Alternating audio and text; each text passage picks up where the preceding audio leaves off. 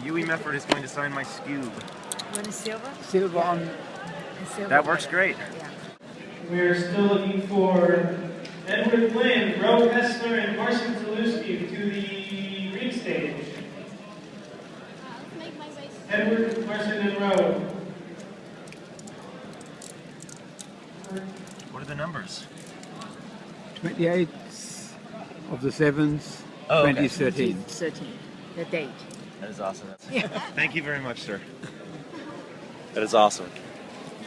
This is going in here. So what got you into designing puzzles? Well, it was sort of by accident.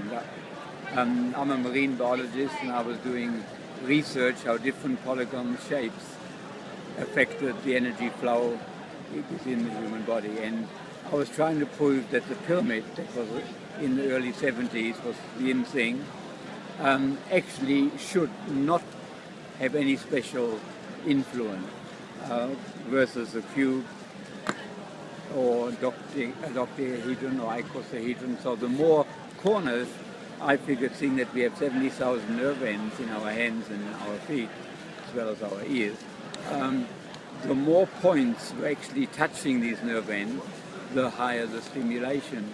But actually I was wrong. The large layer absorbs the energy, what they call bioenergy, Chinese call it qi, which is then focused, and also the weight is focused on the different nerve and acupuncture points. So the pyramid's actually won hands down. So the experiment failed. I didn't prove what I wanted to prove, and the 5 bolster puzzles that had been sliced up with hooks and rubber bands went into a drawer and would still be there today collecting dust.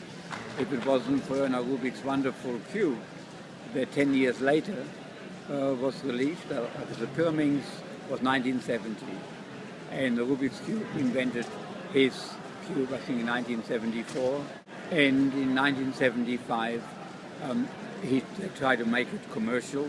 Rubik did not like that idea. He thought it was not a toy, it was something to show three-dimensional space to his students.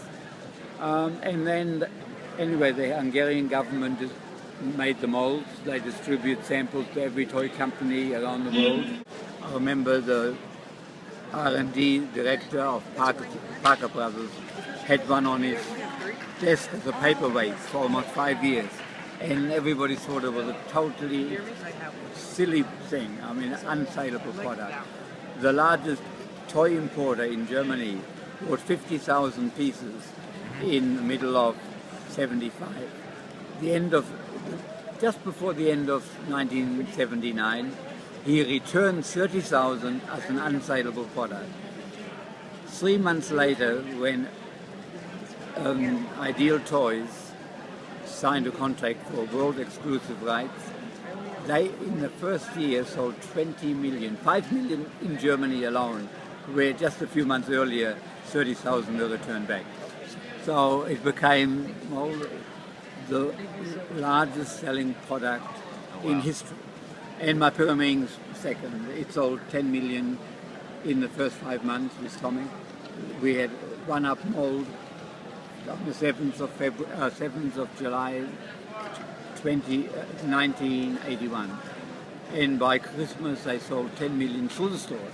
We could have sold 20 million, except I couldn't make them faster. Meffert's just gave me one of his pyramids to review. So hopefully I will be starting on the review wagon. He's going to check with some people, make sure it's cool. With any luck, you guys will be seeing a lot of Meffert's puzzles on my channel.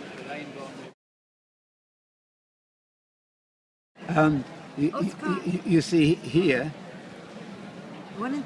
each segment is separated on the 2 outside layers. But the center one has only got 1 split. So that means you have to go through that maze to be able to get to the other side. Now the first move will be this, right? Okay. And then you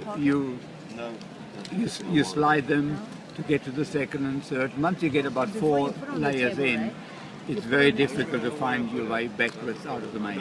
Yes. Every time this side becomes upside down, and after you come back, Some of those will turn the other way around. But if you just keep going, usually within an hour or so you can solve it. Nice. With your subconscious does it for you. You would think, oh, it's random, but there's no such thing as lucky solve. Your subconscious, because it's simple enough, memorizes the moves and controlling your hand will actually help you solve it. And the same with the gear cube or gear ball. If you just keep turning it, The gear cube seems to be the same. same. It's an identical solution for the two. So if you just keep going and going and going, usually within maybe an hour, it will just about solve itself.